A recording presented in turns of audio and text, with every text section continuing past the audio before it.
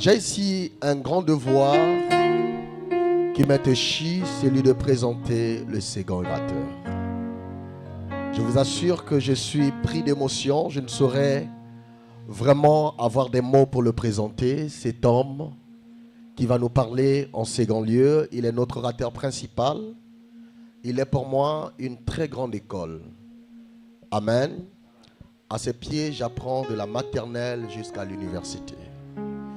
C'est un homme très excellent. Il a cru à notre grâce et à notre appel alors qu'on était très informe et très vide. Il est un père pour moi. Est-ce que vous pouvez m'aider à acclamer le Seigneur, s'il vous plaît? J'aimerais que nous le recevons. Cet homme, il est le visionnaire et le président fondateur de la grande communauté Chemin de la Gloire, qui a donc sa base, son centre à Pointe-Noire, et il s'est étendu dans l'ensemble du territoire national et même à l'extérieur du pays. Cet homme qui nous parlera, en deuxième lieu, c'est un homme que certains vont découvrir, mais pour moi, une source terrestre d'onction. J'aimerais que l'Église vous m'aide à le recevoir. S'il vous plaît, je sollicite, bien-aimés dans le Seigneur, que vous m'aidiez, si on peut se lever, pour la gloire du Seigneur, pour recevoir cet homme. Je parlais de mon école. Je veux donc inviter du haut de cette chair, le prophète Jules Gama. Que nous recevons avec nos acclamations pour la gloire du Seigneur.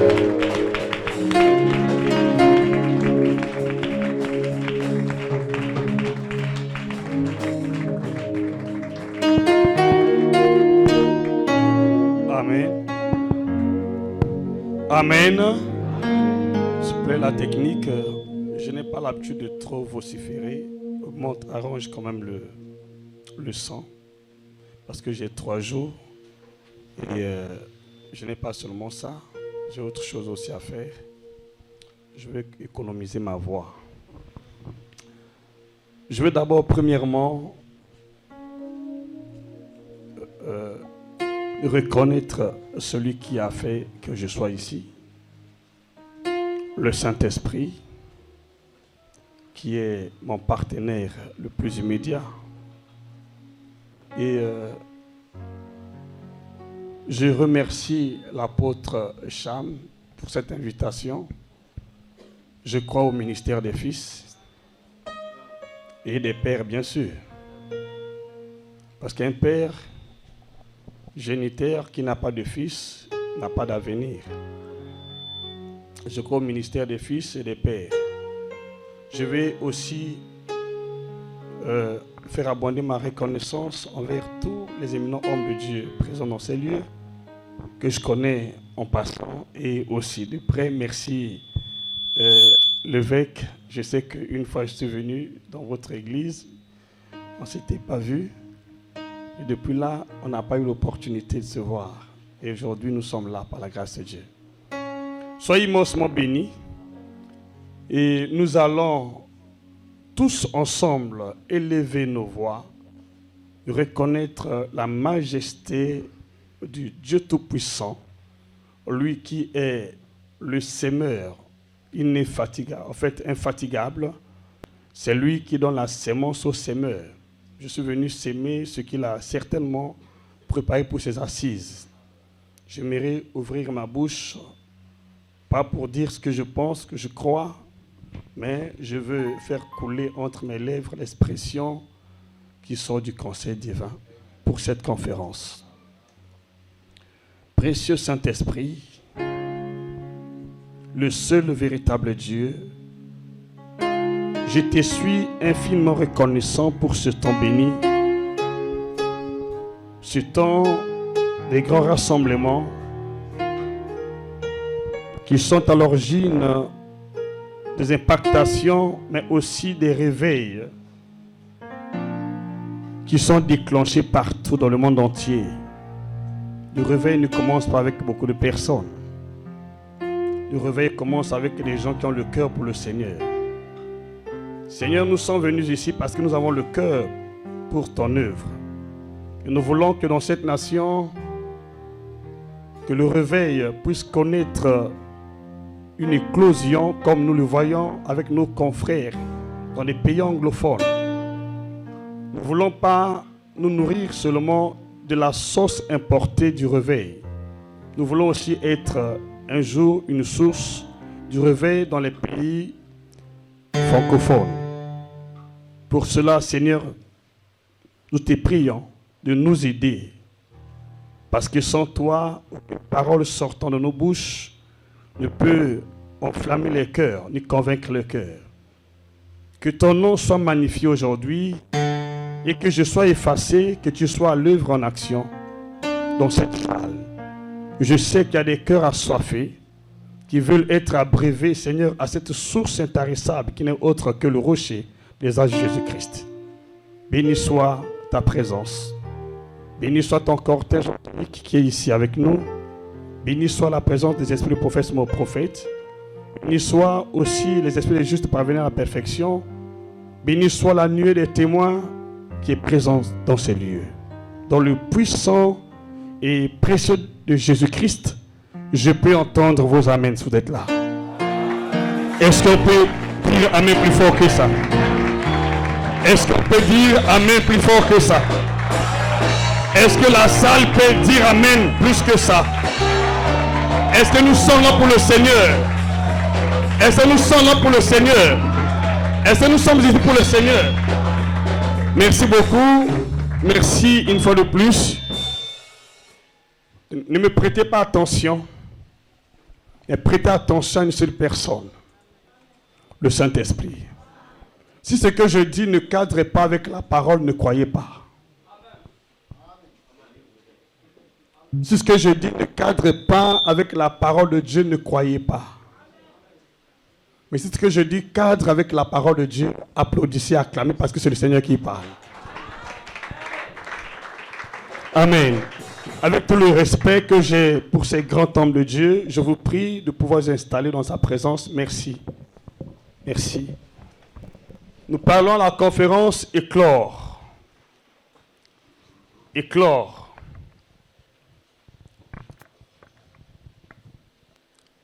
Qui veut dire l'éclosion de quelque chose qui doit se naître, qui doit naître. L'éclosion de ce qui doit sortir. L'éclosion de ce qui doit se répandre. L'éclosion de ce que l'on doit recevoir. Nous sommes à la conférence Éclore. Je bénis Dieu pour cette opportunité, apôtre, de m'avoir invité à cette conférence. Et j'aimerais parler de la part du Seigneur pour l'Église de notre nation, mais aussi pour tous les hommes de Dieu qui se sont disposés de leur temps, bien que vous avez des occupations multiples, d'être dans ces lieux. Je suis reconnaissant de votre présence, car c'est l'humilité qui nous conduit même au pied des personnes que le monde sous-estime ou considère comme les plus moindres. Merci pour votre humilité. J'aimerais parler de la stature. Ben, j'ai un petit devoir de pouvoir, peut-être pas définir, mais dire ce que le Seigneur m'a mis à cœur concernant la stature. Parce que la stature, pour moi, c'est un grand devoir. Ce n'est pas une prédication, c'est une vie. De la même manière que nous vivons, nous respirons, à aspirer et à inspirer, la stature doit être notre aspiration et notre inspiration dans le ministère. Parce qu'un ministère sans stature est un ministère sans avenir. La stature, je peux dire, est la vision globale du Seigneur Jésus à l'endroit de tous les ministres qui sont appelés pour exercer dans son champ. La stature est une vision globale de l'Église du Seigneur Jésus, l'Église de Christ. Donc, qu'est-ce que la stature? C'est une vision. Qu'est-ce que la stature finalement? Je peux dire ceci. La stature, couramment parlant comme ceux qui ont l'habitude de parler le français, la stature est une capacité qu'on dispose. La stature est une capacité qu'on dispose pour se tenir ou s'élever droitement dans toute sa hauteur. Voilà, là je suis dans ma stature. Ma stature physique, bien sûr. Je suis là dans ma stature. Alors, il y a la différence entre la stature et la croissance. Toute croissance n'est pas stature. Toute croissance n'est pas stature. Et toute stature n'est pas perfection.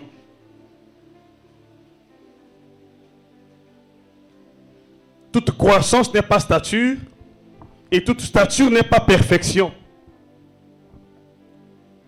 Mais la stature dont le Seigneur nous recommande n'est pas une simple stature. C'est une stature avec perfection. Parce que la stature sans perfection ne va pas refléter l'image du divin Seigneur Jésus-Christ que nous sommes appelés à imiter, comme l'apôtre Paul a dit, imitez-moi comme j'imite Christ. Notre modèle parfait de tous les temps n'est autre que Jésus-Christ. Oui, bien sûr, il y a de ceux qui l'ont précédé. Mais n'oublions pas qu'il a dit, tous ceux qui sont venus avant moi sont des brigands. Pourquoi le Seigneur a osé le dire? Il y a eu des gens qui étaient là avant lui, qui ont prophétisé pour lui, et qui ont fait qu'il soit introduit dans le ministère. Mais il dit, tous qui sont venus avant moi sont des brigands. Réfléchissant. Éminent homme de Dieu présent dans ces lieux. Je crois au ministère des fils. C'est pourquoi je me suis déplacé. Je suis une personne, je ne dis pas qui je suis. Je suis un héros dans l'ombre. Nous avons appris auprès de nos pères, ne te fais pas lever si Dieu ne te lève pas. Apprends à marcher dans l'humilité jusqu'au temps fixé par Dieu. Il te livrera certainement.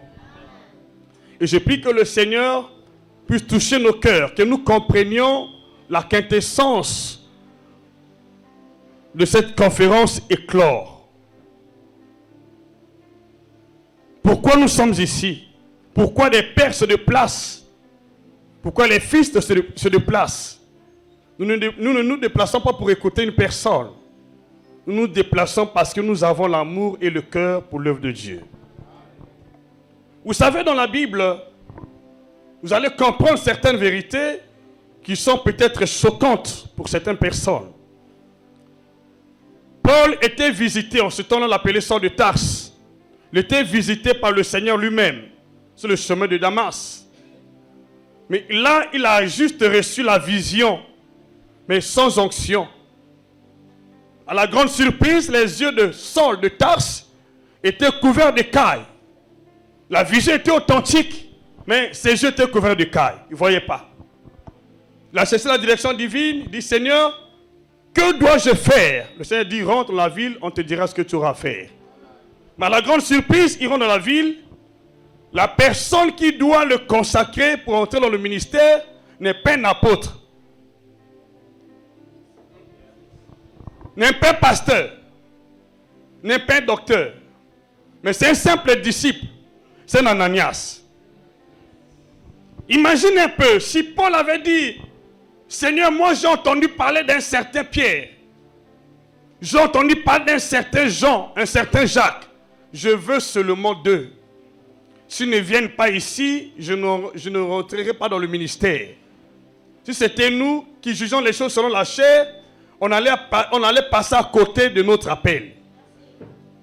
Pourquoi aujourd'hui le chant ecclésial devient un chant chaotique qui remplit d'angoisse, rempli parfois de mécontentement, parce que nombreux n'entrent pas dans le ministère sur l'ordre du Seigneur. Il y a un temps que Dieu donne la vision, mais la vision n'apporte jamais l'onction sans la rencontre avec une source naturelle, ou c'est-à-dire terrestre, que Dieu lui-même a préparé pour toi. Et je prie par la grâce de Dieu que pendant cette conférence, que Dieu te fasse rencontrer cette personne qui va t'introduire dans l'onction. Un autre exemple, pour couper un peu court parce que je suis limité par le temps, vous connaissez notre Seigneur de gloire Jésus-Christ. Tous les prophètes ont parlé de lui, ont prophétisé, c'était bien, c'était bon. Mais quand il vient dans ce monde, pour entrer dans le ministère, sous l'onction du Saint-Esprit, il s'est incliné aux pieds d'un certain Jean-Baptiste. Jean qui voulait être baptisé par Jésus, Jésus avait intérêt de se faire baptiser par lui pour entrer dans son ministère avec onction. Mais à bien voir, Jésus est plus grand, il a un grand témoignage plus que Jean-Baptiste. Mais Jean était préparé par Dieu pour le faire entrer dans le ministère. Tu peux avoir une vision, elle est authentique, mais quelle est la personne que Dieu a préparée pour te faire entrer dans le ministère? Parfois c'est ton fils.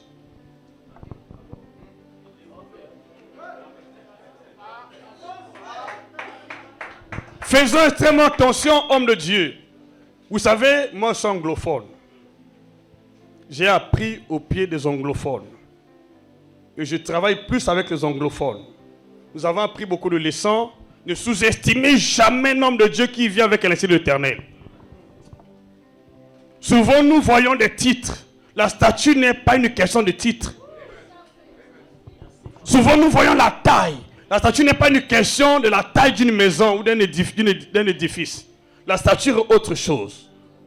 La statue est une marque interne qui se manifeste à l'extérieur. Si tu n'as pas la marque interne, l'extérieur va dégager une odeur puante, nauséabonde. Ce qui fait aujourd'hui que beaucoup de ministères n'ont pas un bon témoignage. Parce que nous sous-estimons le vase que Dieu peut utiliser pour amener certaines personnes à l'affermissement, à l'onction, à l'élévation. Si Jésus avait sous-estimé Jean-Baptiste, il n'entrait pas dans le ministère. Imaginez, quel serait le devenir de ses visions, de ses prophéties. Je vais dire une chose. Le fils ne peut pas apprendre à son père sa langue maternelle, mais il peut apprendre à son père la langue officielle.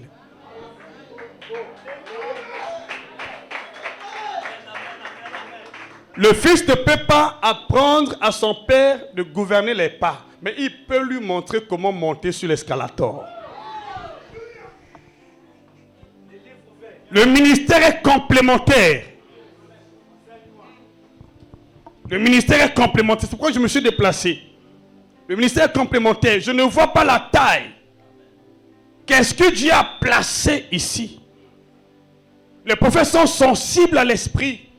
Ne voyons pas les choses avec les yeux de la chair. Nous voyons les choses avec les yeux de l'esprit. Éclore. Il y a quelque chose qui va connaître une fusion à partir d'ici.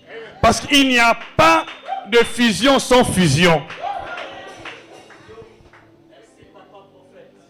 Si nous voulons les fusions, il faut savoir faire la fusion. La vision peut être authentique, elle est bonne, elle vient de Dieu. Mais si tu es Paul, avec qui tu dois faire chemin ensemble? Souvent nous méprisons, dit il est encore jeune, n'a pas d'expérience. Ce n'est pas l'expérience qui compte, c'est l'ordre divin qui compte. Si nous suivons l'expérience, on va passer à côté du flot divin. Et on va s'accrocher à ce que nous avons l'habitude de dire aujourd'hui, la lettre qui tue. Pourquoi l'église devient aujourd'hui un sujet de blâme? Parce que l'onction ne circule plus dans ses veines. Il y a trop de choses, trop de cacophonie dans les églises. Nous voulons que l'église du Congo ne puisse pas seulement bénéficier de la sauce emportée. Le réveil n'a pas eu son éclosion dans les pays francophones. Depuis la nuit des temps, il n'y a pas de réveil qui a pris naissance dans un pays francophone. Je ne sais pas, peut-être que je suis ignorant de cela. Je ne suis pas certain. Nous sommes juste impactés. Le réveil chez nous est une sauce emportée. Jusqu'à 7 heures, Ah, pourquoi? Est-ce que Dieu est-il injuste? Pourquoi il y a des choses qui ne se manifestent pas, que nous voyons dans d'autres cieux? Il n'y a pas de cause sans effet, il n'y a pas d'effet sans cause. Certains nous doivent avoir des causes, parce que Dieu n'est pas injuste. Qu'est-ce qui empêche aujourd'hui que le réveil puisse connaître l'éclosion dans les pays francophones? Depuis la nuit des temps, on parle du réveil, mais jamais dans les pays francophones. Nous sommes impactés. Le réveil que nous bénéficions aujourd'hui est un réveil d'importation.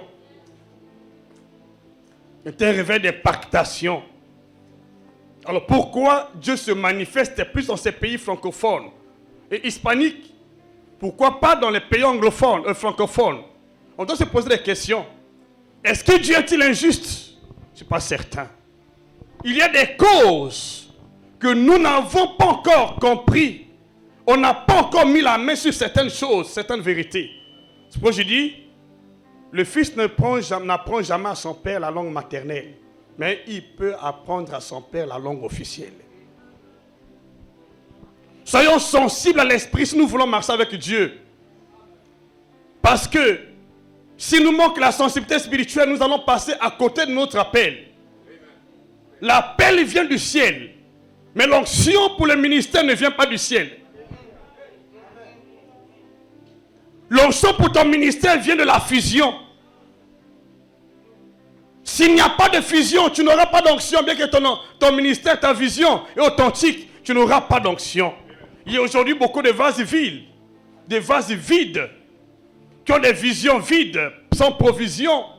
Parce que, certainement, nous avons marginalisé, nous avons saboté, nous avons foulé aux pieds l'ordre divin. Nous voulons que le Congo revienne sur l'ordre divin. Nous avons des visions. Il y a beaucoup d'hommes de Dieu au Congo. Un jour, je causais avec un homme de Dieu. Je dis, examine un peu le temps des apôtres et le nôtre aujourd'hui. Ils n'étaient pas des milliers. Aujourd'hui, nous avons dans une nation comme le nôtre plus de 10 000 pasteurs, mais sans réveil.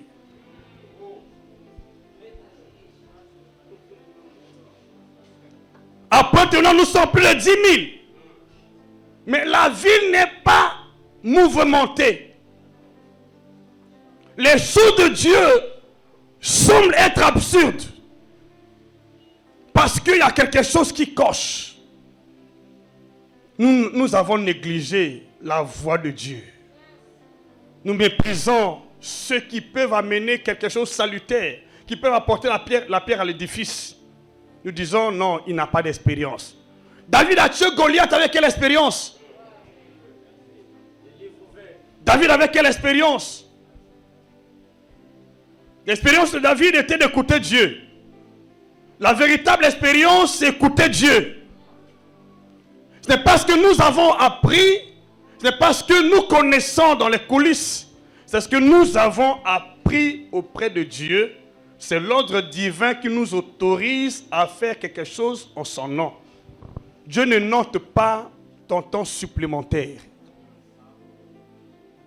Tu peux travailler avec un supplément, faire des choses au nom du Seigneur. Mais si tu n'as pas recommandé, tu passes à côté de ton appel. Voilà pourquoi pour moi la stature est une vie. Qu'est-ce que la stature finalement? On peut avoir la taille, mais sans stature. L'apôtre l'a dit ici. Jean-Baptiste avait la taille, mais sans stature. Job avait la taille, mais sans stature. Abraham avait la taille sans stature. Parce que quand on parle de la stature, on fait allusion à son statut. Il n'y a pas de statut sans statut.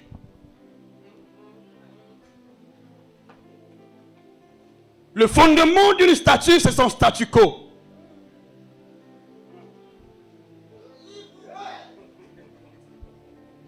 Lisons un verset par la grâce de Dieu avant de continuer. Genèse chapitre 26, verset 5. Nous allons voir notre père Abraham. Il connaissait la loi de Dieu. Il marchait sans la loi de Dieu. Il avait un succès foudroyant. Et jusqu'à aujourd'hui, l'évangile d'Abraham continue à résonner dans nos cœurs, continue à nous affecter. Si Abraham n'avait pas de statut, s'il ne connaissait pas les statuts de Dieu, nous parlons de la stature, c'est bien, mais la stature, c'est toute la vie du ministère. C'est la vision globale. Si une église ou un ministre de Dieu ne bâtit pas son ministère sur la statue, le modèle fixé par Dieu, révélé à la montagne par Dieu, son travail est une peine perdue. Logiquement, toutefois que nous voulons faire quelque chose, on doit avoir devant nous la statue. Comment le Seigneur a bâti son ministère. Et comment nous devrons bâtir notre ministère. Quelles sont les prérogatives pour bâtir le ministère? Comment il fait? Comment il procède? L'apôtre Paul dit, imitez-moi comme j'imite Christ. Je ne parle pas en tant que prophète aujourd'hui, mais comme prédicateur. Je veux que l'église du Congo puisse avoir des bases. Une maison ne peut pas être construite en hauteur si le fondement n'est pas solide. Nous avons le ministère, nous avons le réveil. Mais sur quel fondement, sur quelle base? Voilà pourquoi il y a plus de réveil de feuilles de paille. Qui commence aujourd'hui, mais qui s'éteint demain. Il y a beaucoup d'hommes de Dieu qui ont commencé avec un feu ardent. Mais aujourd'hui sont devenus, je peux dire, des rebuts de la société. Pourquoi? Parce qu'il n'y a pas de base. Pour que la stature s'exprime dans nos cœurs. Parce que la stature n'est pas une question de révélation. Une personne qui a la stature est non seulement connue par Dieu, ni appréciée par Dieu, mais aussi appréciée par tout le monde. La stature ne se cache pas. Quand tu as la stature en toi, elle est visible. La stature n'est pas un livre scellé qui nécessite l'agneau de Dieu pour l'ouvrir.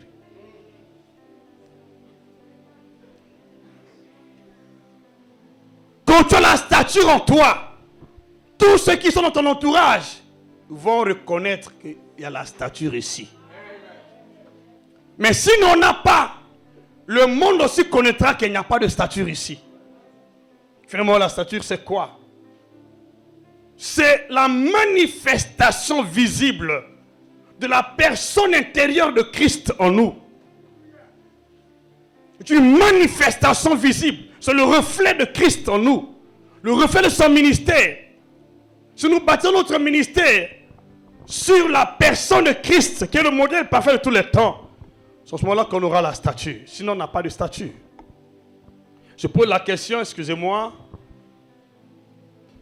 Dans la salle, il y a des hommes de Dieu qui sont là, que je respecte énormément, que je connais et je respecte énormément. J'ai de l'estime, de la considération pour vous. Mais nous devrons faire assez d'efforts pour que notre nation soit distinguée dans le domaine de l'évangile. Parce qu'imaginez, jusqu'à aujourd'hui, nous sommes dépendants, même dans le réveil, on est dépendants.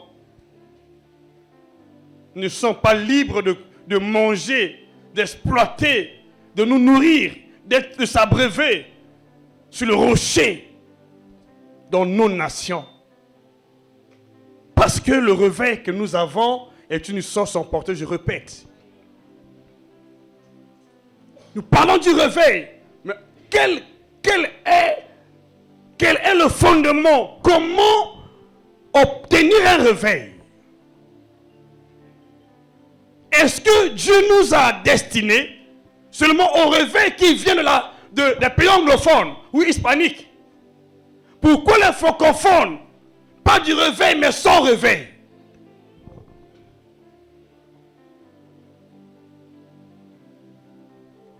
Si tu as acheté quelque chose en marché, ça t'appartient.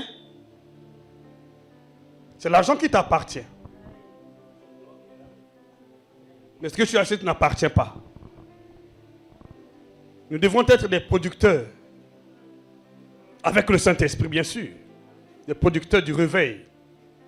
On doit pas être des consommateurs du réveil. Nous sommes des consommateurs du réveil. Nous consommons le réveil qui est importé. Et voilà pourquoi un consommateur ne peut pas être libre. Parce que le consommateur dépend de son producteur. C'est ce qui se passe avec nous. Et nous voulons, par la grâce de Dieu, que l'église de Congo se réveille. Ne voyons pas l'âge. Là, je ne procure pas la sagesse. Voyons l'Esprit de Dieu. Qu'est-ce que l'Esprit a mis dans le cœur de cet enfant, ce jeune enfant? Si les pères n'ont pas eu l'initiative, j'ai dit ici, un fils peut apprendre à son père la langue officielle. Si les pères n'ont pas fait, Dieu peut susciter les fils. Et si un fils a la grâce, reconnaissez cela. C'est ce qui nous manque. Dans d'autres cieux, surtout dans les pays anglophones, lorsqu'on localise la grâce dans un fils, on l'encadre, on le soutient, on va l'amener au sommet. Je ne sais pas si chez nous ça se passe comme ça.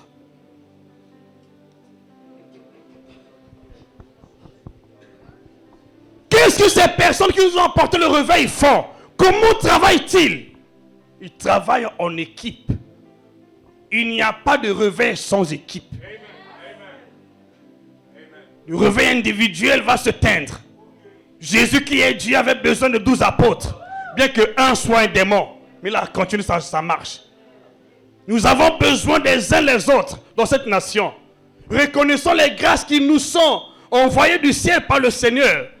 Si nous marginalisons les grâces qui sont ici, nous voulons seulement, oui, vous savez, excusez-moi, je suis congolais. Souvent, les Congolais aiment ce qui vient de l'extérieur.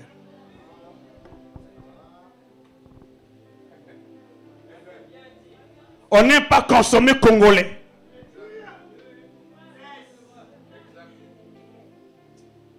Mais dans l'évangile, tu peux être accepté ailleurs, à l'extérieur, mais chez toi au Congo là. Non, je le connais. Moi, je le connais. On était à l'école ensemble. Le corps, c'est autre chose.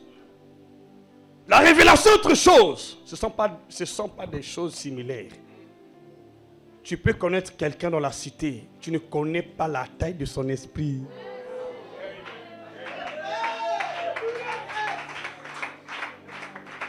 Si Dieu envoie un grand Paul, l'apôtre des nations au pied d'un disciple, qui était la tête de l'esprit dans ce disciple, qui est le père spirituel de Paul, c'est un disciple qui l'a baptisé. Le tout le ministère disciple.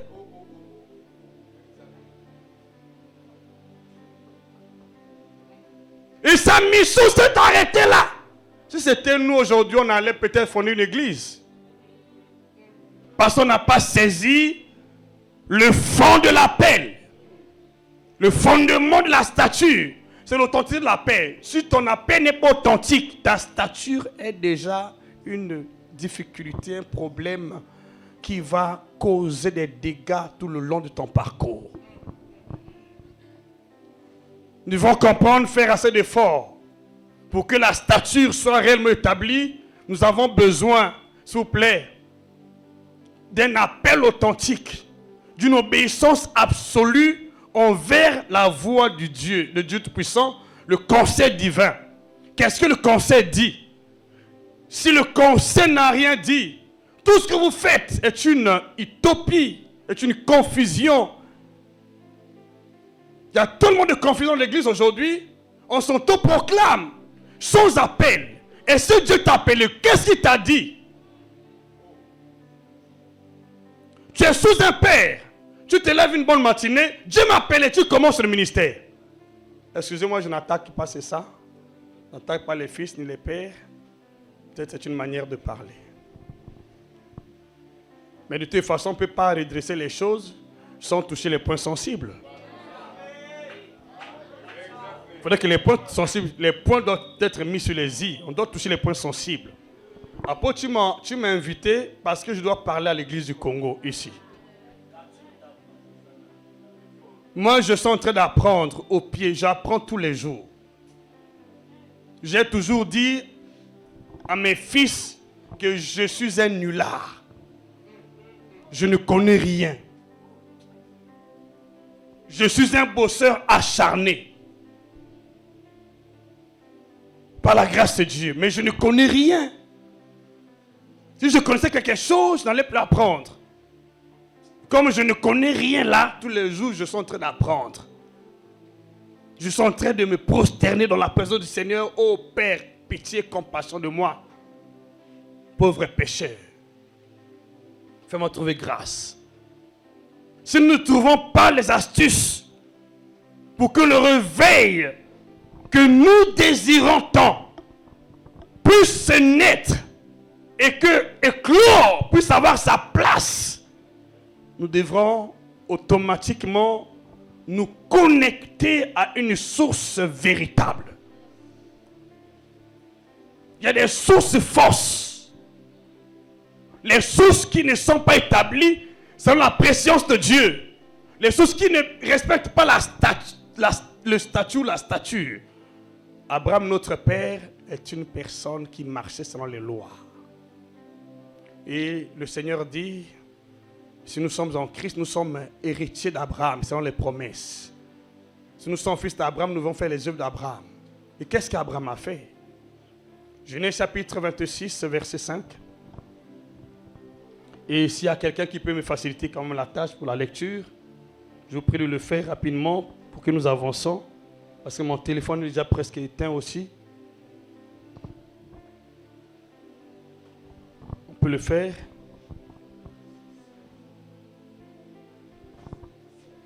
Jésus. Genèse chapitre 26, verset 5, je lis au nom de Jésus.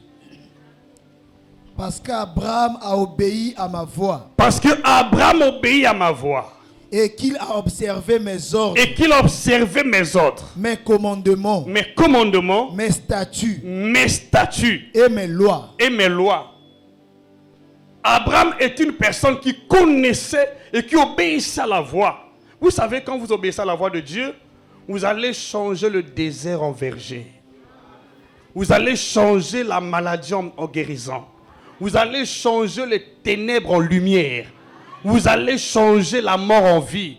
Et nous allons connaître le vrai réveil quand on obéit à la voix de Dieu. Et lorsque nous marchons selon les ordres de l'Éternel. Je peux dire que ce qui mine, le mal qui mine notre nation, c'est la désobéissance à l'Esprit de Dieu. Nous accordons plus d'importance aux valeurs humaines qu'à la valeur divine. Nous accordons plus d'importance au dire des gens, mais sans écouter l'esprit. Vous savez, j'ai écrit un petit livre sur la nécessité de la direction divine. Et j'ai appris par la grâce de Dieu, tout ce que je fais est fondé sur la direction divine. Si Dieu ne m'autorise pas, je ne fais pas. Mais si vous me parlez, je ne fais pas. On ne fait pas les choses pour plaire aux hommes. Oh, l'église au Congo veut plaire aux hommes. Excusez-moi le terme. Nous animons des programmes pour gagner l'attention des gens. Ce n'est pas ça qui intéresse Dieu. Qu'est-ce que Dieu t'a demandé de faire? Et tu fais des heures supplémentaires. Avec ce que tu penses, tu es un Jonas. Et la conséquence, c'est que tu vas te retrouver dans le ventre du gros poisson. Et tu vas payer dans le sein du gros poisson pendant des années. Mais rien ne va se manifester. L'église congolaise, excusez-moi le terme, doit revenir sur les fondamentaux. Ce que mon papa a toujours l'habitude de dire, le patriarche Bafungisa, les fondamentaux. Quels sont les fondamentaux? Il n'y a pas de stature sans fondement. Pour que la stature soit posée solidement, elle doit trouver ses fondements. Et parmi les fondements de la stature, nous avons l'appel authentique. L'appel authentique. Et parmi les fondamentaux, nous avons la fusion des visions. Il faut qu'il y ait une fusion. Les visions doivent se fusionner. Si tu es Jésus, va auprès de Jean-Baptiste. Quel est ton Jean-Baptiste? Si toi tu es Paul, va auprès d'Ananias, même s'il est disciple. C'est lui qui doit ouvrir ton ciel. La vision vient du ciel, mais l'onction vient de ton Père. L'onction vient de la personne vers qui Dieu t'envoie. On l'a vu dans le cas de notre Seigneur Jésus, le modèle parfait. La vision était authentique, mais pourquoi son sein n'était pas ouvert? Imaginez un peu son ministère, son intervention de Jean-Baptiste. Il y a beaucoup de ministères qui sont authentiques dans cette nation, mais qui n'ont pas rencontré la personne adéquate vers qui Dieu t'a envoyé. Nous sommes les pères par positionnement. J'ai une position dans la société. Je travaille à A. J'ai le diplôme 2. Ce n'est pas ça. Nous devons suivre le fond de l'esprit. Qu'est-ce que Dieu s'est décidé depuis le conseil divin? Si nous le suivons, j'espère que dans les jours à venir, les résultats vont changer dans nos églises. Mais si nous ne suivons pas le flot, on peut être là en train de prier. Prier sans instruction est une autodestruction. Tu te mets à prier sans instruction. Tu vas te détruire. Et ça t'encourage ces personnes. Oh, tu sais, j'ai beaucoup prié, rien ne marche. Est-ce que tu as suivi le flot? Et si Dieu t'a parlé? Parce que quand Dieu parle, l'horizon répond. Mais si Dieu n'a pas parlé, l'horizon ne bouge pas. Quand Dieu a parlé à Élie, il aura plu. Il va à la montagne. Mais le signe ne venait pas du monde. Le signe venait du ciel. Quand Dieu t'envoie vers quelqu'un, l'horizon bouge. Mais si Dieu n'a rien dit, l'horizon reste bloqué, fermé. Voilà pourquoi beaucoup de gens ont un ciel fermé. L'appel authentique, la vision authentique, mais tu travailles sous un ciel fermé, rempli de cauchemars, rempli de désert, de misère. Parce que quand le ciel est fermé, il n'y a que cauchemar sur cauchemar. Mais je prie par la grâce de Dieu, que le Dieu qui nous a appelés, qui est très merveilleux, qui parle non pas pour condamner, mais pour redresser les choses, qu'il apporte le renouveau dans cette église du Congo et qu'il change les données. Certainement à la longue, on pourra aussi parler du Congo. On pourra aussi parler de nos exemples. Nous avons eu des pères dans cette nation. Vous savez, l'église congolaise n'est pas apostolique. L'église congolaise est prophétique. Le père du réveil que nous connaissons, qui a reçu l'impactation pour le réveil, s'appelle Ndemba Esaïe pour les uns. Pour les autres, nous avons le prophète Daniel Ndundu. Et pour certaines encore, comme nous, c'est le mouvement du réveil qui est arrivé au Congo par l'évêque David Oyedepo et bien d'autres pères. Je ne sais pas si en dehors de ces personnes que je viens de citer, il y a bien d'autres sources.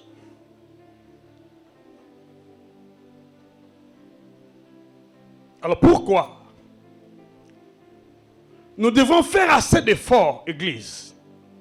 Ce qui est important, ce n'est pas le fait de dire les choses. Est-ce que ce que nous disons élève le trône de Dieu? Et c'est ce que nous faisons, élève celui qui est assis sur le trône, l'agneau qui était immolé. Qu'est-ce que l'agneau a dit à l'église? Et qu'est-ce que nous devons faire en tant qu'église? Quand je dis les heures supplémentaires ne comptent pas auprès de Dieu. Mais si tu as beaucoup travaillé, si tu n'as pas fait selon son modèle, tu es mal noté. Nombreux vont perdre le ciel parce qu'ils ne suivent pas la stature. Qu'est-ce que le Seigneur veut que nous faisons pour l'église, ou travaillons dans l'église? Voilà ce qui compte. Ce n'est pas nos efforts, ni par la force, ni par la puissance, mais c'est par l'Esprit de Dieu. Et qu'est-ce que l'Esprit a mis à cœur? Voilà pourquoi nous devons faire assez d'efforts. De joindre l'utile à l'agréable. La révélation à l'onction. Une révélation sans onction n'a pas une source divine. Pour que la révélation soit authentifiée, elle doit être accompagnée par le flot divin. Quand tu fais quelque chose selon Dieu, tu vas auprès d'Ananias, le ciel va s'ouvrir et Dieu va répandre l'onction tes yeux qui étaient couverts de cailles seront libérés ce jour-là. Et je prie par la grâce de Dieu que pendant cette conférence, que les yeux qui étaient couverts de cailles puissent voir la lumière divine. C'est ma prière par la grâce de Dieu. Nous avons intérêt à travailler pour l'église au Congo. Nous avons tellement eu de bavures. Je ne dis pas que nous péchons, ainsi de suite. Non, les bavures que nous avons au Congo, c'est que nous avons écarté la révélation. Nous mettons plus l'intellectualisme avant. Les diplômes. C'est ça qui tue l'église. Jean-Baptiste avec quel diplôme? Jésus nous traite avec quel diplôme? On ne doit pas juger les choses sur la base littéraire ou scientifique. On doit juger les choses sur la base de la révélation. Un peuple sans révélation marche sans frein. Si l'église n'a pas de frein, c'est que la révélation fait défaut. Comment on peut compter plus de 10 000 personnes, 10 000 pasteurs, 10 000 hommes de Dieu, mais sans réveil? Ça nous fait réfléchir comme un peuple de Dieu. Éminent homme de Dieu. Ne fais pas des leçons de mémoire ici. Je ne fais pas des leçons. Mais d'après tout, la parole est constituée de leçons. Il n'y a pas de parole sans leçon. Nous sommes appelés à apprendre dans la parole. Moi, j'ai beaucoup pleuré dans les conférences. Une fois, j'étais invité par un grand homme de Dieu. Je pleurais tout le long de la conférence. Pourquoi je pleurais? Parce que je voyais ce que l'homme de Dieu prêchait. C'est des choses que Dieu nous a données dans cette nation. Mais que nous avons flopié. Nous avons marginalisé par manque de révélation. Parce que nous voulons la taille. Nous estimons et nous sous-estimons des personnes qui ont reçu certainement quelque chose de la part du Seigneur, mais parce qu'ils n'ont pas une position sociale. Nous les rejetons. Quelle était la position sociale d'Ananias, disciple, qui n'avait pas rencontré d'abord Jésus avant la rencontre de Paul. Il a rencontré Jésus après la vision de Paul. Paul n'avait jamais de témoignage d'Ananias. Mais c'est lui. Mais nous conditionnons. L'orateur, c'est qui? Il a quelle renommée? Il va dire quoi? Je vais apprendre quoi? C'est ça la maladie de l'église. L'orateur, c'est qui? Il vient de la France, des États-Unis, de Londres, la Chine. Là, tout le monde, la salle devait être remplie. Pourquoi nous aimons Dieu, mais nous marginalisons ce que Dieu dit au Congo? Le réveil que nous aimons voir au Congo va sortir des rejetons qui sont nés ici dans cette nation. On doit faire confiance à Dieu par le canal des personnes qui sont dans cette nation. Dis ma main plus fort si vous me là. Si nous rejetons, on a rejeté Jésus. Si nous croyons, on a cru en Jésus. Si tu rejettes Ananias parce qu'il est disciple, il n'a pas de nom. Tu rejettes ta vision. Grandissons, croissons. Ayons la maturité pour que les choses changent. Nous devons avoir la maturité. Sortons de nos coquilles. Il y a trop de coquilles. Trop de coquilles, excusez-moi. Moi, je n'ai pas l'habitude de parler dans les conférences des francophones. Peut-être que je suis tranchant. Excusez-moi s'il vous plaît, je ne blesse personne. Ah oui, je ne blesse personne s'il vous plaît.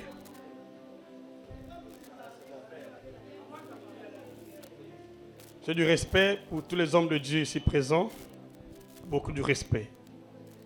Mais la parole de Dieu ne peut pas être rachetée, retranchée. On doit apprendre à parler de ce que Dieu met à cœur.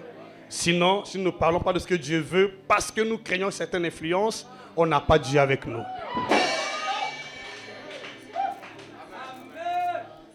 Si nous avons Dieu, on doit lire la pensée de Dieu. On doit lire la loi de Dieu. On doit lire le droit de Dieu. Si le juge est corrompu, il va être influencé par les élites. Si nous sommes influencés par les élites, alors j'espère qu'on n'est pas appelé. Si tu es appelé, tu dois dire qu'est-ce que Dieu t'a dit pendant l'appel. Et quand il t'apparaît, qu'est-ce qu'il te dit? L'église a besoin de la rigueur. Pas de légèreté. Sortons de nos coquilles. Il y a trop de coquilles. Quelles sont ces coquilles? Moi, je prêche seulement si un tel est là. Je viens seulement si un tel est là. S'il n'est pas là, je ne viens pas. Vous savez, ça va nous causer beaucoup de retard. Moi, je suis invité ici. Je n'ai pas besoin de protocole. Quel protocole? Le Saint-Esprit me suffit. Si Dieu a voulu que je vienne, je dis non, il me fait un protocole costaud. Je résiste à la voix de Dieu ou à une personne. Celui qui écoute Dieu, obéit à Dieu. Le Seigneur dit, je connais mes brebis. Mes brebis me connaissent et suivent ma voix. Si tu es la brebis de Dieu, tu veux obéir, protocole ou pas. Si Dieu t'a parlé, protocole ou pas, tu seras là. Tu ne veux pas parce qu'il y a le protocole. Ce n'est pas le protocole qui te parle. C'est Dieu qui te parle. On doit faire tomber les rideaux qui empêchent de voir la gloire dans le lieu très saint. Il y a tout de rideaux, tout de barrages. Voilà pourquoi le réveil connaît un regret.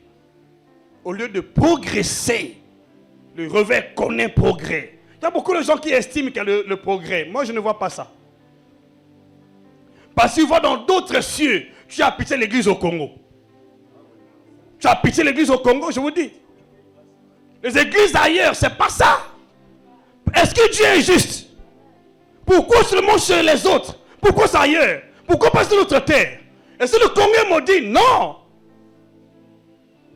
C'est le fait que nous ne voulons pas marcher avec lui. Nous voulons Dieu, mais nous ne voulons pas lui obéir. Abraham a obéi à Dieu. S'il n'avait pas obéi à Dieu, il n'allait pas expérimenter ce qu'il avait reçu ou obtenu auprès du Seigneur. Nous voulons de Dieu, mais on ne veut pas l'obéir. C'est pourquoi nous avons des sérieux problèmes.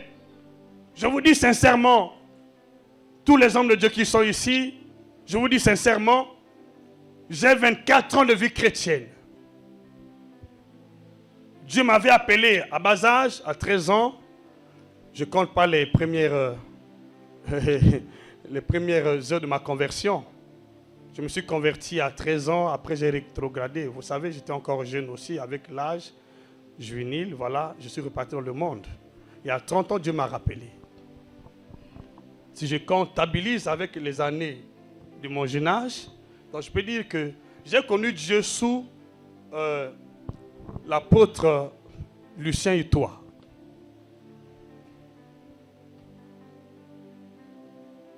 Et j'ai appris la crainte de Dieu par le canal de cet homme.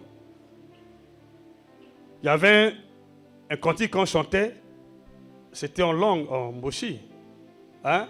Wami sumule pala chalingomba.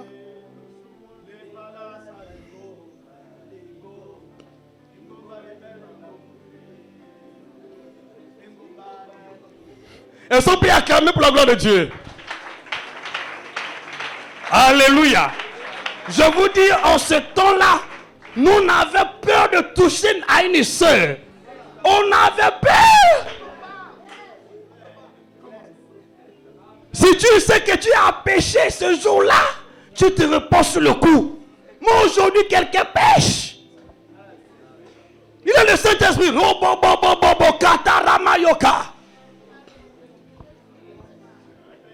Mais pas de repentance.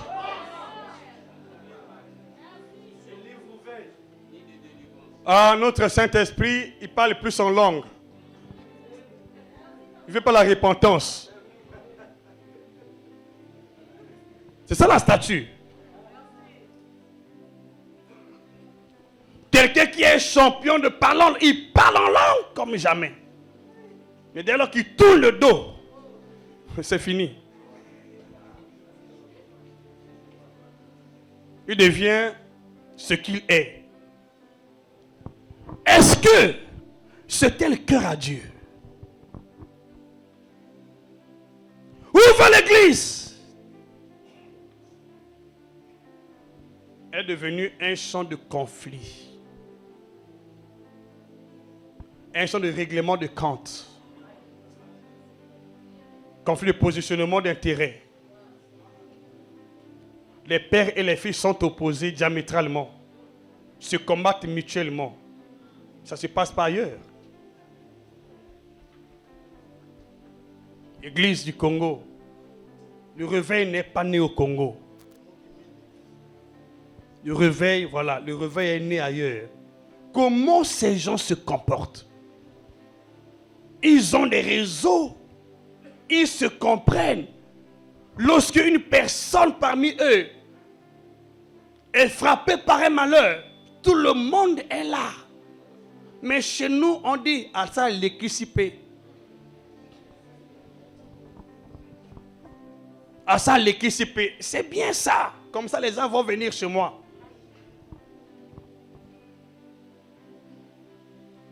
C'est là le problème. J'ai envie de pleurer. Il y a tellement de vérité à dire. Disait l'apôtre, tu m'invites? J'ai un cœur blessé pour l'église.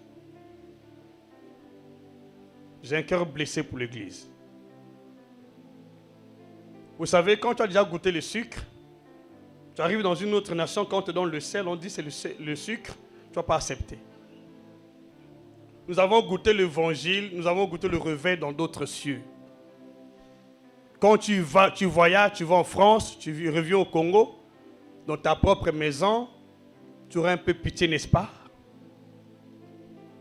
Les conditions ne sont pas adéquates. C'est cet état que nous avons, l'église au Congo. Nous nous réjouissons, oui, c'est le réveil. Au pays des bornes, au pays des aveugles, les bornes sont des rois. Mais quand tu vas rencontrer des personnes qui ont une vue normale, si tu étais borne, tu te réjouissais, tu te glorifiais, tu vas te taire. Nous avons eu des tais-toi. Tu sors, tu vas ailleurs. Tu dis, Seigneur, pardonne-moi, je n'ai encore rien fait. Mais aujourd'hui, il y a des gens qui pensent qu'ils sont déjà au plafond. Ils ont déjà touché le sommet. Avec quel résultat?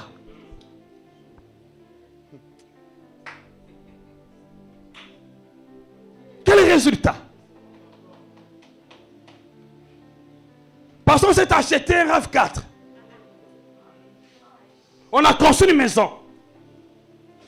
Est-ce que notre Dieu n'a que ça?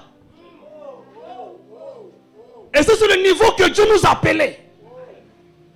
Est-ce que c'est ce niveau-là? Et clore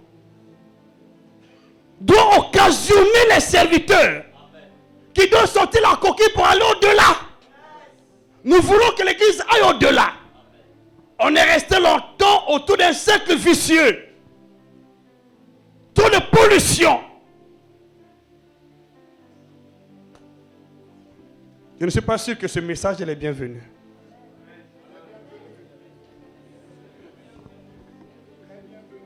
Prochainement, on ne va plus m'inviter.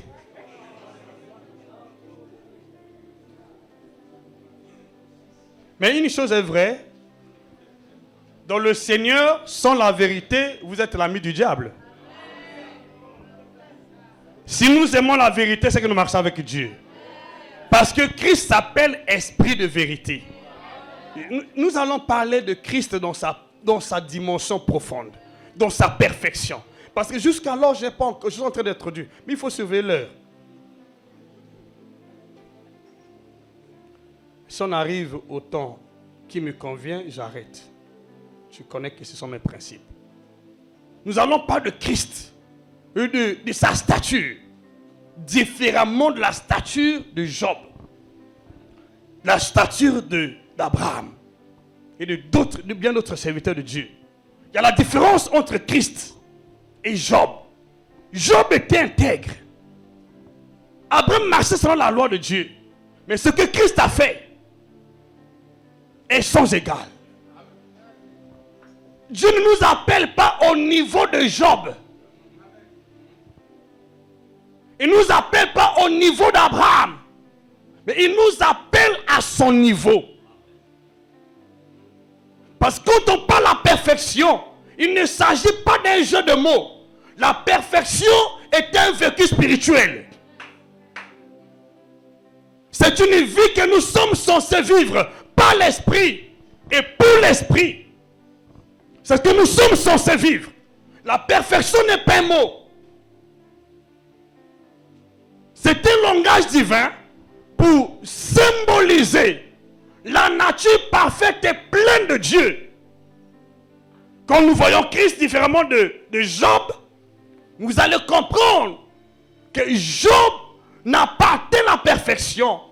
Parce que quand on parle de la perfection prophétiquement parlant, il s'agit de l'engagement de Dieu à travers le chiffre 7. Et quand nous voyons Jésus dans sa perfection, sa stature parfaite, Jésus a démontré que la perfection peut habiter dans l'être humain. C'est ce niveau que Dieu nous appelle. Sa parole était une expression prophétique remplie de gloire, remplie de puissance. Jésus n'a rien parlé pour distraire. Quand il parlait, c'était pour l'accomplissement d'une prophétie, pour accomplir sa mission. Un grand prophète comme Jésus, il s'est servi des paroles des prophètes pour exercer son ministère. S'il avait refusé ces prophètes, qui considéraient comme des brigands, qui étaient des brigands, quel serait le devenir de son ministère? La statue qui vient de Dieu dans ce temps-ci n'est pas une simple stature. C'est une stature fondée sur 7 dimensions, sur 7 esprits, sur 7 types de corps de Christ, sur 7 étoiles. Il y a le chiffre 7 qui doit intervenir pour que la stature soit véritable. C'est là où Jésus nous attend. Qu'est-ce que la création attend aujourd'hui? La création n'attend pas notre étude. La création n'attend pas ce que nous avons appris à l'école. N'attend pas nos diplômes. La création attend, avec un ardent désir, la révélation. Cette fois-ci, ce n'est pas celle de Jésus, mais c'est des fils de Dieu que nous sommes. Parce que Dieu nous voit comme il voit Christ aujourd'hui. Christ s'est incarné en nous. Lorsqu'on te voit, on doit voir Christ. Le prophète Paul dit, si je vis, ce n'est pas moi qui vis, c'est Christ qui vit en moi. Comment Christ vit en lui? Avec quel statut? Avec quel statut? Et c'est Christ en toi. Comment il peut être en toi sans que tu ne le reflètes? C'est ça la statue. Quand la statue de Christ est en toi, tu deviens son reflet. À l'intérieur comme à l'extérieur. À l'intérieur pour plaire à Dieu. À l'extérieur pour plaire à ceux qui sont ton entourage. Il croissait en stature, en sagesse, en grâce devant Dieu seul. Devant les hommes. Comment ta stature est seulement devant les hommes. Elle ne touche pas ton cœur, n'affecte pas ton cœur. Et c'est la statue. Pourquoi Job n'a pas accédé à la statue parfaite? Parce que Job était mort en esprit. Abraham était mort en esprit. Sa statue n'affectait pas l'esprit. Sa stature était superficielle. On la nôtre opère dans un esprit régénéré. Avec un corps nouveau. Il y a la différence. Lorsqu'on te voit, on doit voir Jésus. Pas toi. On ne prie pas Dieu avec une identité biologique. Tu dois avoir une identité spirituelle qui t'a affecté. C'est cette identité que Dieu reconnaît. Il ne reconnaît pas l'identité de ton père, Monsieur Yoka. Monsieur Baloki. Quand tu pries, Dieu avec cette identité, Monsieur Baloki, Dieu dit, je ne connais pas Baloki. Si toi tu es Élisée, attention à Shaphat. Il est ton père biologique. Tu dois prier le Dieu de qui? Et quand l'esprit de Élie vient sur toi, on va dire certainement, le Dieu de Élie est là. Il n'y aura pas d'effort à fournir. Le monde va repérer que l'esprit de Élie est là. Dis-moi amen si vraiment tu es là. Je vais entendre ton amen. Pendant cette conférence-là, je te dis une chose. L'esprit va venir sur toi. Il va changer le cours de ton ministère. Tu vas devenir un taureau, un taureau, un taureau, un taureau, un taureau jamais expérimenté. C'est possible. Dieu n'est pas seulement parleur. Jésus n'est pas seulement un orateur éloquent qui est doté d'un art oratoire aigu, fantastique, mais il est un prédicateur oint dont les paroles affectent. Dis-moi même plus fort. Dont les paroles affectent le naturel et le surnaturel. Je veux entendre ton amen. C'est ce qui va t'arriver. Je veux dire, l'heure a sonné pour le Congo. Le Congo doit se réveiller. Dieu est descendu au Congo. Mais dit, le temps est arrivé. Dans chaque nation, pour parler du réveil, il faut deux oins.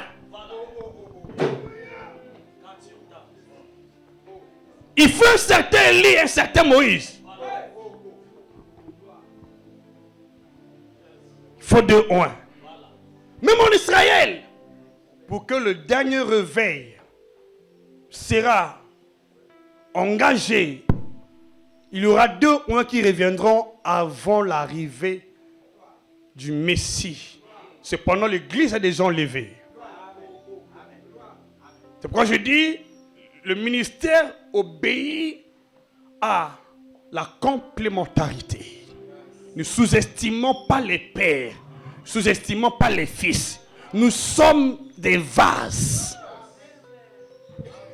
Le travail n'est pas fait par un vase. Le travail est fait par l'esprit qui est dans le vase.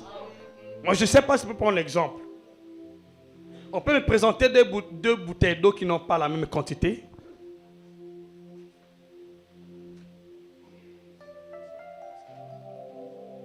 Voilà. Voilà ce que nous sommes. On peut illustrer ça. Voilà ce que nous sommes. Nous avons deux bouteilles. Voilà celle-ci. Elle a une petite taille. Mais le contenu qui est dans cette bouteille-là, c'est le contenu qui est ici. C'est la même saveur. Nous sommes juste des vases. Dieu peut utiliser des vases pourvu que ces vases-là soient équitables devant lui. Soit des vases qui se purifient, il peut l'utiliser. Ne voyons pas d'abord la grandeur des ministères de X. Il y a des ministères qui sont grands mais qui n'ont pas de stature. Parce qu'il y a un désordre jamais connu dans cette église. Il y a beaucoup d'églises, les plus grandes églises là, il y a un désordre fou. C'est l'impudicité sur l'impudicité. Mais tu vois une petite église qui a une petite taille, les gens crient Dieu. Il y a la statue dans cette église. Je n'ai pas entendu ton amen. Tu peux avoir une grande, tu draines les foules. Mais est-ce que Jésus est là? Le dernier jour, tu seras mal noté. On sera surpris le dernier jour de voir la personne que tu méprises là, assise sur le trône avec le Seigneur. Et la personne que nous élevons, vrai homme de Dieu, parce qu'il a des moyens, parce qu'il a des voitures, tu le vois dans un coin abandonné à lui-même. Ne voyons pas les choses selon la chair. C'est ça la statue. C'est la manifestation extérieure de l'homme intérieur. Si l'intérieur est vide, ta stature n'est pas parfaite. Pour que la stature soit parfaite, Dieu ne voit pas l'extérieur, il voit ton intérieur. C'est une parure intérieure. Dieu tient compte de ce qui est intérieur. Dieu tient compte de ton cœur. Il tient compte de ce que ton cœur dit, pas ce que tes lèvres disent. Dieu voit au cœur et pas aux lèvres. Souvent nous avons l'expression de lèvres. Nous honorons Dieu avec les lèvres, mais le cœur est éloigné de lui. Et nous voulons du réveil. Le réveil est la marque intérieure qui se manifeste à l'extérieur. Le Saint-Esprit vient, en fait, il vous recevez une puissance. Le Saint-Esprit surviendra sur vous et vous serez. Mais quand il est venu, mais comment on l'avait vu? Est-ce qu'il était à l'extérieur? Non, on l'a vu d'abord à l'intérieur. Il était à l'intérieur, après les impacts sont à l'extérieur. Si tu as vraiment le Saint-Esprit, ce n'est pas seulement le parler en langue. On doit aussi voir les impacts. Et je prie par la grâce de Dieu que le Saint-Esprit occupe sa vraie place dans nos cœurs. Et qu'il soit honoré comme il doit être honoré. Que l'Église connaisse la place du Saint-Esprit et lui donne sa place. Quand il prend sa place, les choses changent. Mais s'il n'est pas sa place, il n'est pas assis sur le trône de ton cœur, tu peux faire des efforts, mais rien ne va se manifester. Donnons la place au Saint-Esprit. Laissons-lui la place de choix. Sans lui, nous ne pourrons rien faire. Peu importe notre intelligence, peu importe notre capacité intellectuelle, peu importe nos moyens financiers, peu importe ce que nous avons appris, ce que nous connaissons, rien ne va se manifester. Bien aimé, si nous aimons le Seigneur, on doit aimer sa parole. C'est ça ce qui manque. Quel est le vase que Dieu a mené devant toi? S'il a mené un vase devant toi, certainement il a quelque chose qu'il veut faire dans ta vie. Mais si tu le sous-estimes, tu sous-estimes Dieu. C'est ça ce qui se passe. La vision authentique. Dieu visite d'en haut, j'ai toujours dit. Il te visite d'en haut pour te donner la vision. Mais pour te donner l'onction, il te visite d'en bas.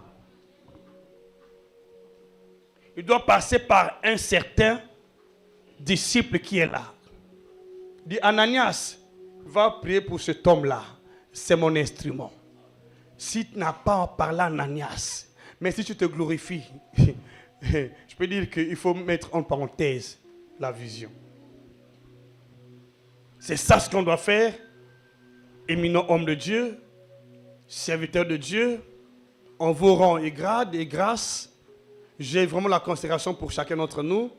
Je ne suis pas supérieur à qui que ce soit, parce que la grandeur, c'est l'art de s'humilier. La grandeur est l'art de s'humilier. Lorsque j'étais invité ici, il y a l'un de mes fils qui me disait, papa, tu vas là-bas? Je dis, oui, je vais là-bas. Dieu veut que je sois là-bas. Je suis qui moi? Je suis un vaurien. Un idiot. Une personne sans valeur, sans Jésus. Alors pourquoi être orgueilleux? Qui peut me connaître sans lui? Je n'ai pas un parent ministre. Je n'ai pas de diplôme comme les autres en ont. J'en ai pas.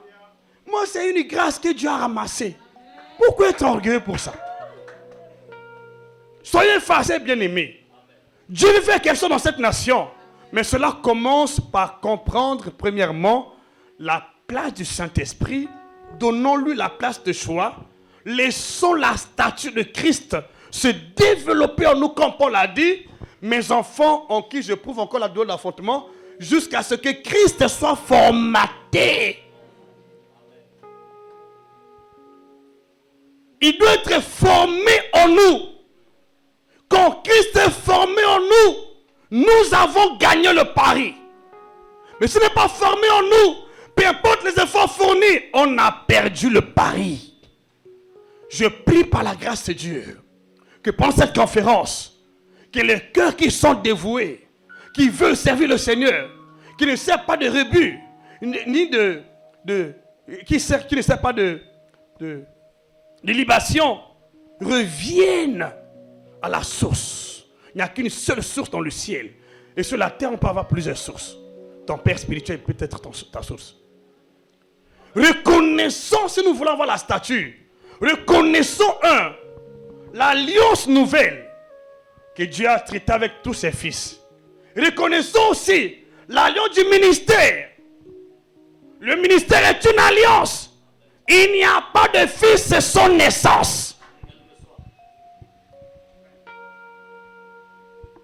Mais c'est le fils de qui? Melchisedec.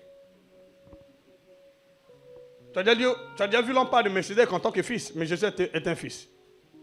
Et Jésus n'est pas seulement le fils de Dieu, vous connaissez. Jésus est en même moment le fils d'Abraham, fils de David. Mais c'est Dieu. Pourquoi fils d'Abraham? À cause de l'alliance du ministère prophétique. Pourquoi fils de David? À cause de l'alliance royale. Pourquoi fils de Melchisedec? À cause de l'alliance sacerdotale. Fils de Dieu à cause de l'alliance nouvelle, onction du Saint-Esprit. Tu es seulement fils de Dieu.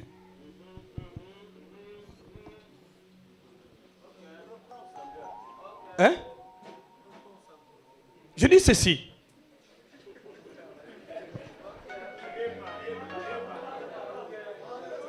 Jésus-Christ n'est pas seulement fils de Dieu. Il est fils de Dieu à cause de la nouvelle alliance. Et dans cette alliance-là, personne n'est père de l'autre ici. Nous sommes tous des frères en Jésus-Christ. Je peux lire un verset. Romains chapitre 8, verset 29. Lisons ce verset rapidement. Dans la nouvelle alliance, personne n'est père de l'autre. On est des frères. Et nous sommes des co-héritiers. Romains chapitre 8. Lisez rapidement, pasteur. Romains chapitre 8, verset 29. Verset 29. Lisons au nom de Jésus-Christ. Car ceux qu'il a connus d'avance, il les a aussi prédestinés, à être semblables à l'image de son Fils. Semblables à l'image, très bien. Afin que son Fils fût le premier-né. Que son Fils fût le premier-né. Entre plusieurs frères. Entre plusieurs frères. Dans la nouvelle alliance, Jésus n'est pas ton Dieu. Il n'est pas ton père. Il n'est pas ton prophète. Il est ton frère. Frère aîné.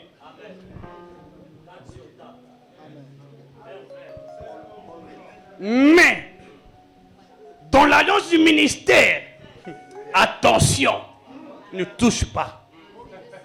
C'est le roi de Dieu. Par l'excellence. Je veux entendre ton amen. Amen. Plus fort, c'est lui le roi de Dieu. Il n'y a pas de roi comme lui. Là, c'est l'alliance du ministère. Là-bas, attention. Et à cause de l'onction prophétique, issue de la postérité d'Abraham, il appelle Abraham père. Il communique la bénédiction d'Abraham. Mais à cause de l'alliance royale, issue de David, de la tribu de Juda, il s'appelle fils de David parce qu'en lui, il y a l'onction royale. Il règne sur le trône de David, son père. Dans l'alliance sacerdotale, où il est mort comme l'agneau. Ok, merci beaucoup. Il me reste comme 15 minutes.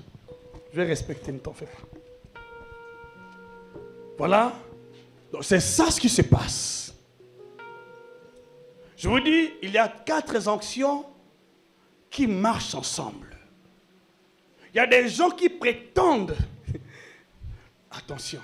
Un jour, je disais dans une conférence, on ne sait pas Dieu avec l'onction du Saint-Esprit.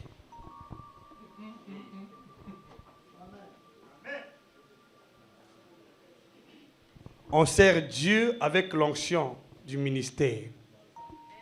L'onction des prophètes, l'onction sacerdotale et l'onction royale. S'il n'y a pas ces onctions, le Saint-Esprit ne travaille pas. Voilà pourquoi il faut valoriser l'alliance du ministère. Dites-moi, quand le Saint-Esprit est venu, n'a-t-il pas rencontré ces onctions? S'il n'a pas trouvé ces onctions-là, comment allait-il activer son ministère ou travailler?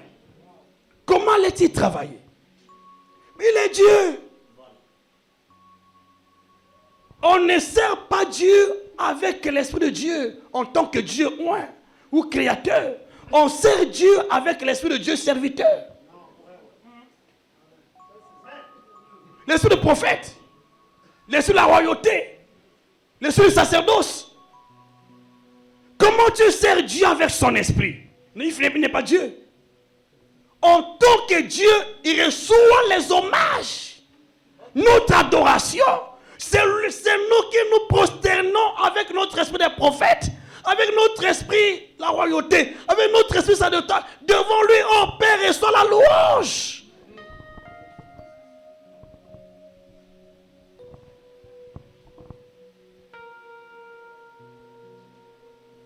C'est ça ce qu'il faut comprendre. Si nous ne donnons pas la place au Saint-Esprit, je vous le dis, le ministère n'ira pas de l'avant. Si tu le traites comme serviteur. Pourquoi? Lorsqu'Ananias, non pas Ananias, Barnabas s'est détaché de Paul, pourquoi son ministère s'est arrêté? N'était-il pas rempli du Saint-Esprit?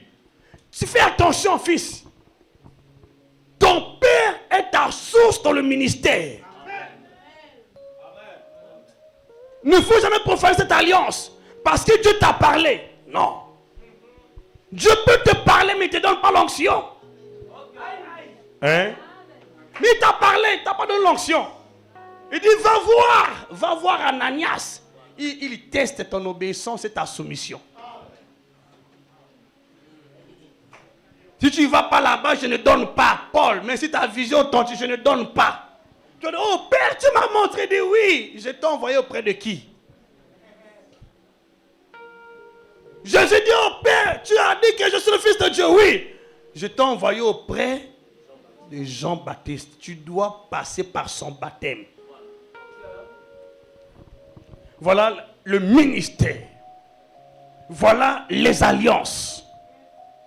Ne profanons pas ces alliances parce que nous avons le Saint-Esprit. Il y a beaucoup de fils. Un fils, moi un jour me disait, Dieu m'a parlé. Je dis, qui t'a appris à écouter Dieu?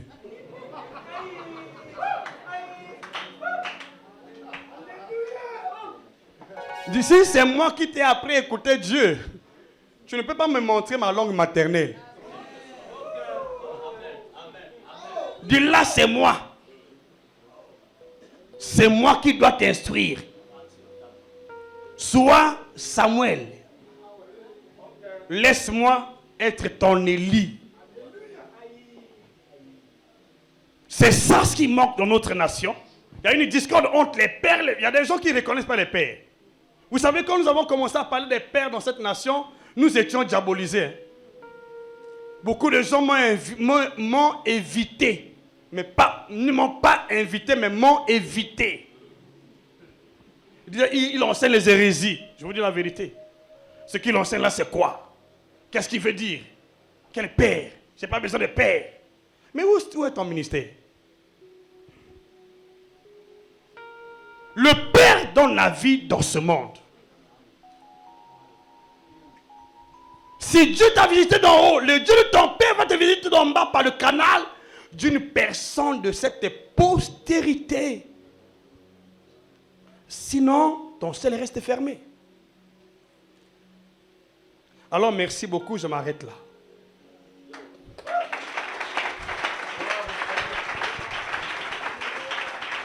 Merci, Père, pour tout ce que tu viens de nous communiquer, nous dire. Sois élevé, sois exalté, sanctifié, Père, pour ce petit temps que tu as disposé. Nous avons certainement dit ce qu'on pouvait dire. Merci, Père. Au nom de Jésus-Christ. Amen. Nous acclamons le Seigneur, on veut s'asseoir dans sa présence. Merci beaucoup. Amen, amen. Alléluia. Nous prions pour le prophète, que Dieu le garde, que Dieu le préserve encore. Prions pour son serviteur au nom de Jésus-Christ. Seigneur, merci pour ton oint. Merci.